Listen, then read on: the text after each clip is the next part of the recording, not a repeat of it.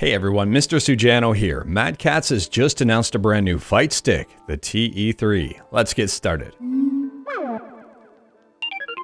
Alright, to kick things off, at CES 2022, Mad Catz unveiled a few products. Among them was a brand new fight stick called the TE3. Now the TE3 is the successor to the much loved TE2. We don't know a whole lot about the TE3 just yet, but based on what we know, I don't think it's going to be as well loved as the TE2. I'll leave a link to the official Mad Catz press release in the description below. Feel free to check it out if you want, because there are some other products here that I'm not going over in this video.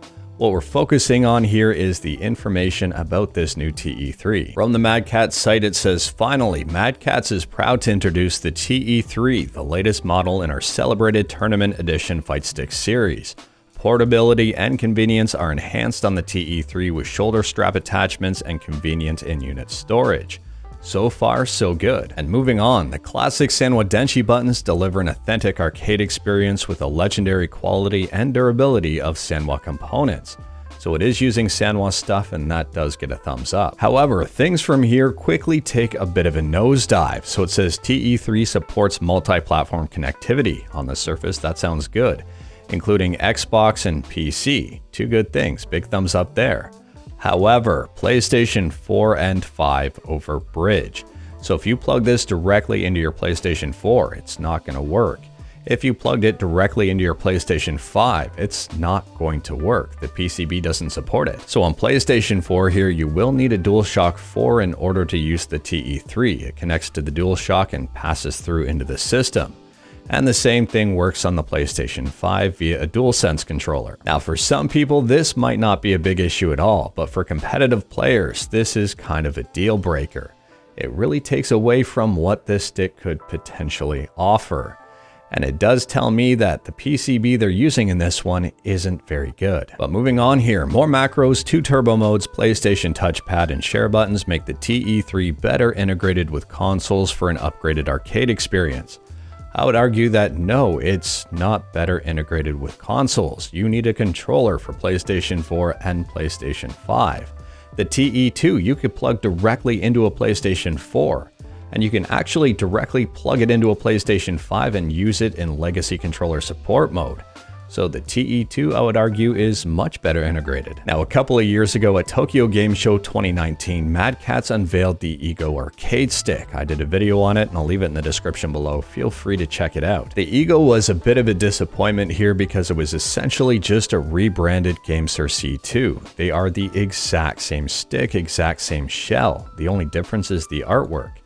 And the GameSir C2, I think, was a rebranded Dragon Slay, which is the exact same stick yet again. So the TE3 here definitely feels like a bit of a step up from the Ego. I think this is a completely unique design. If it's not, let me know in the comments below. I wouldn't be surprised if it's not, but at the same time here, I haven't seen any other stick that uses this design.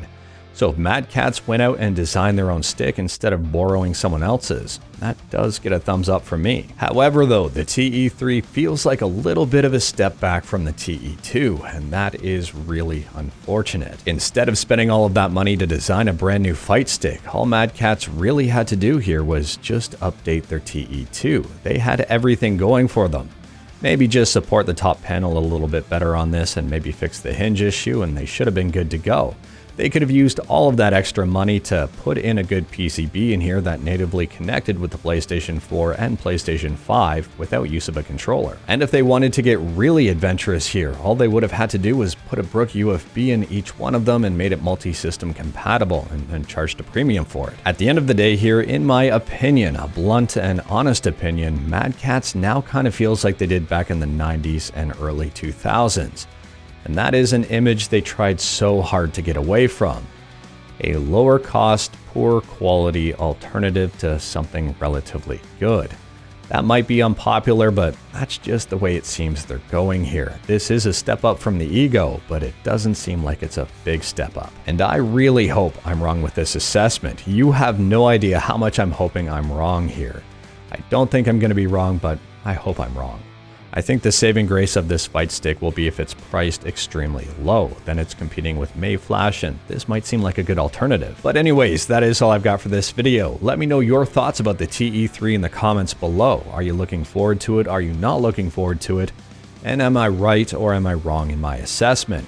I'd really like to know, so let me know in the comments below. I've got an open mind here. I like to learn. I'm not perfect, and I do make mistakes from time to time, so please, if I made a mistake here, let me know in the comments below. If you like this video, leave a like. If you didn't like this video, leave a like. Hit that subscribe button, check out my other videos. Thank you everyone, take care.